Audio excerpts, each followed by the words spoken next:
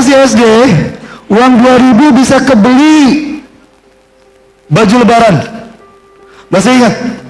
2000 saya masih bisa beli baju lebaran. Hari ini gorengan, satu gorengan, parkir motor, permen. Ini namanya inflasi. Dan begini ciri ekonomi kapitalis. Dengan seenaknya mereka menciptakan inflasi, mempermainkan keuangan kita, menjerat jiwa kita dengan utang. Bapak Ibu, ini belum 50 tahun Bapak Ibu, belum 50 tahun. Karena saya masih muda Bapak Ibu.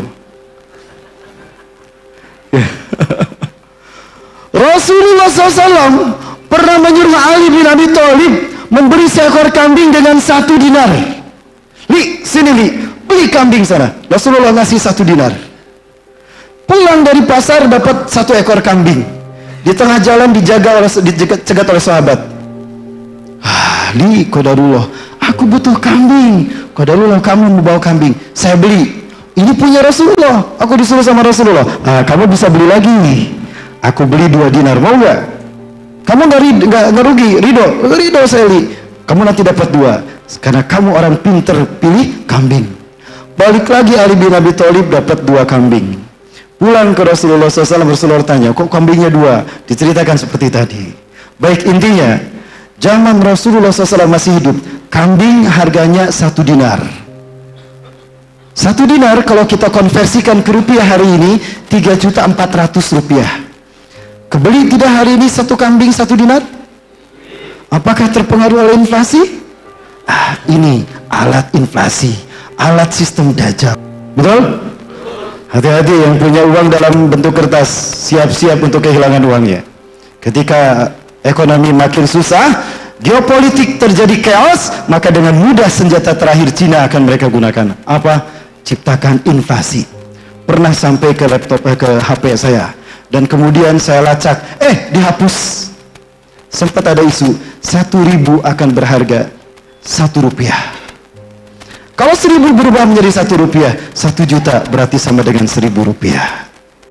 Maka yang mereka menyimpan uang dalam bentuk kertas siap-siap mengalami inflasi, kehilangan. Kembalikan segera uang kita ke dalam emas. Malaysia sudah merintis pertemuan di Asia Tenggara kan? Siap untuk menciptakan dinar Asia. Dan sayangnya Indonesia tidak hadir saat itu. Cuma Indonesia ya, yang absen. Kenapa? Sedang sibuk menghadapi KPK. Baik, saya kembalikan uang ini. Ini ekonomi kapitalisme, one economical system. Ini sistem dajjal Bapak Ibu. Saya sampaikan seperti ini terus terang Bapak Ibu, biar kita sama-sama jelas. Ini kenapa saya berbicara tentang akhir zaman. One military system. Ini penjabaran dari fitnah yang saya teliti sejak 2001 Bapak Ibu. Saya melakukan ini demi Allah, sebagai bentuk jihad saya. Saya belum bisa seperti teman-teman saya yang syahid di Suriah. 2014 saya diajak berbayat kepada Abu Bakar al-Baghdadi, saya menolak. Bahkan teman-teman yang datang ke rumah saya halangi mereka untuk tidak bergabung. Karena saya melihat ada jebakan di sana. Betul. Tidak sedikit teman-teman saya yang terjebak di Ramal, di Raqqa, termasuk di Idlib. Ya. Karena ada konspirasi yang menjebak umat Islam agar umat Islam selalu berada di garda terdepan. Lihat Ashabul Kahfi, pemuda kan? Lihat Ashabul Uhdud, pemuda.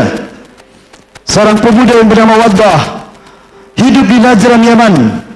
Saat itu terjadi kudeta, raja yang beriman digulingkan. Maka Jahdun, seorang yang musyrik mengaku Tuhan, memimpin Najran, Yaman saat itu. Dia punya patih kerajaan, Syaitun namanya. Sudah tua, dia minta ada pelanjut, maka diadakan audisi The Master.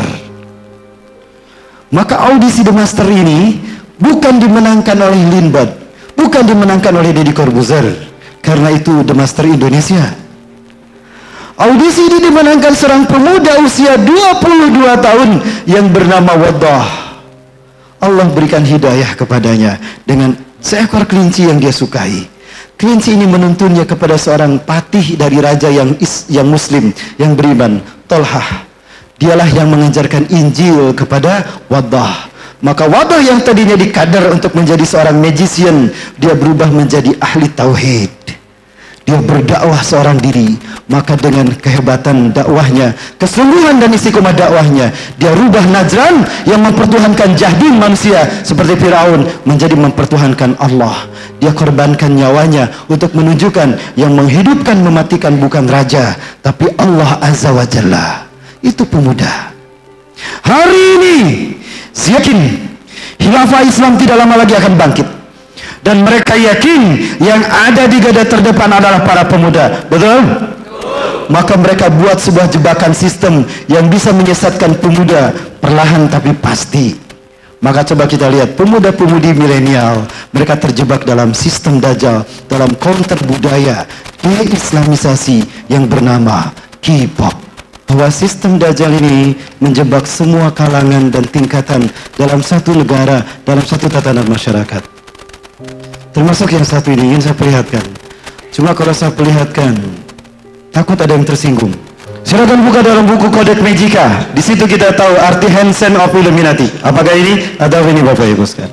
Mereka terkait dengan sebuah komunitas dunia yang disokong dananya oleh kaum super kaya di seluruh dunia, termasuk Nicholas dinasti Rothschild. Mereka tinggal di negara-negara besar dunia. Mereka menciptakan satu sistem yang menguasai budaya dunia, termasuk ideologi dunia. Ini simbol-simbol mereka. Sangat disayangkan seorang ulama lulusan Madinah, dia mengatakan kalau beliau adalah khalifah bagi umat Islam Indonesia. Saya tuntut kalian di hadapan Allah Azza wa Jalla. Takbir. Di mana logika Quran dan hadis kalian? Saya bicara begini karena ini terkait dengan kehormatan Allah dan Rasul. Baik Bapak Ibu, inilah fitnah Dajjal. Bayangkan, jangankan rakyat awam, alumnus Timur Tengah pun mereka bicara tanpa ilmu. Tapi mereka mengaku kelompok yang paling berilmu. Ahli selain daripada mereka adalah ahlu subhat dan ahlul bid'ah. Maka mereka tidak mau hadir di meja saya. Saya tantang Anda hadir di meja saya. Buktikan kata-kata Anda. Ada hadir? Bapak Ibu, mohon maaf, ini aslinya saya keluar. Saya tuntut di hadapan Allah. Kita buktikan. Kulin taziru inna mu'taziran. Kalian bicara di media. Saya undang di bangku saya, tidak mau hadir. Tapi di media, di Facebook, di Instagram, mereka bicara. Di tweet mereka bicara tentang fitnah kepada saya. Saya undang di sini, mereka tidak mau hadir. Kenapa? Karena kami ahlul bid'ah. Haram bergabung dengan ahlul bid'ah versi mereka. Betul? Kita tuntut di hadapan Allah. Kita lihat siapa yang benar. Apa harus saya mengatakan? Tidak. Saya masih menjaga kehormatan mereka karena mereka bersahadat. Saya tidak balas menjelek-jelekan mereka. Kenapa? Karena saya faham mereka digunakan oleh musuh-musuh Islam untuk mengadu domba dengan kita. Kalau saya lawan, berarti Yahudi yang menang. Betul? Maka saya diam saja, biar waktu yang berbicara. Baik Bapak Ibu rahmati Allah, ini kembali saya sampaikan curhat saya. Setelah curhat saya selesai, kita bedah satu persatu fitnah Dajjal ini Bapak Ibu. Sekarang kita sedang membedahnya kan? Bapak Ibu rahmati Allah, inilah jebakan demi jebakan yang digebukan orang Yahudi. Baik, kembali ke sini Bapak Ibu. Terkait dengan ini, kita bedah sekarang berdasarkan Quran dan hadis. Sebelumnya, barangkali mereka yang mentahzir saya ingin tahu metode yang saya gunakan. Baik, dulu sejak saya keluar dari tafsir hadis Meranggen, saya belajar tafsir hadis. Kuliah saya tadinya di kimia. Tadinya saya ingin menjadi dokter Bapak Ibu, tapi saya tidak diterima di kedokteran. Saya ambil kimia, diterima di kimia. Namun di kimia saya gelisah. Himmah saya lebih kepada agama. Maka saya keluar dari kimia dan saya belajar tafsir hadis Bapak Ibu di Staya Al-Fatah, Demak, Jawa Tengah. Kemudian saya bergabung dengan syekh-syekh dari Palestina, berbicara tentang Quran dan hadis, juga berbicara tentang sejarah Palestina dan sejarah para nabi dan rasul. 2010 harusnya saya S2 di Yaman, namun karena saat itu Syiah bergejolak, saya tidak bisa melanjutkan S2 saya di Yaman, di Al-Iman University di Sana'a. Itu riwayat pendidikan saya, jika Bapak Ibu ingin tahu.